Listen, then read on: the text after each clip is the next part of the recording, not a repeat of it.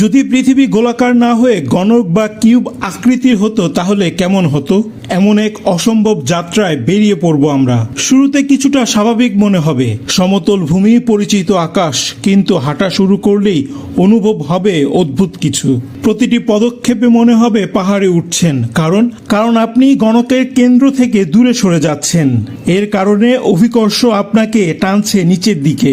কয়েক সপ্তাহ পর আপনি থাকবেন বায়ুমণ্ডলের বাইরে, যেখানে মহাকাশ স্যুট ছাড়া বাঁচা অসম্ভব। প্রায় 10,300 কিলোমিটার চওড়া গণকের প্রতিটি কোণকে মনে হবে এক একটি পর্বত শৃঙ্গ। সবচেয়ে মজার বিষয় সমুদ্রে অভিকর্ষের টানে প্রতিটি তলের মাঝখানে সমুদ্র গম্বুজের মতো জমা হয়েছে। কোণগুলো শুকনো মরুভূমি। কোণে পৌঁছে গেলে অভিকর্ষ প্রায় শূন্য, ভাসতে পারবেন মহাকাশের মতো। এই দৃশ্য অবিশ্বাস্য, কিন্তু পাথরের শক্তি সীমিত। এত বিশাল গণকের আকৃতি ধরে রাখতে পারবে না। ধীরে ধীরে কোণগুলো ভেঙে পড়তে শুরু করবে। জয়ী হবে মাধ্যাকর্ষণ শক্তি।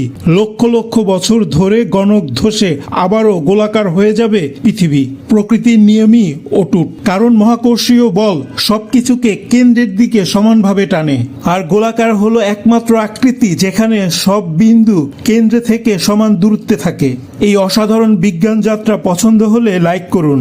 আরও মজার রহস্যময় ভিডিওর জন্য সাবস্ক্রাইব করে সঙ্গে থাকুন।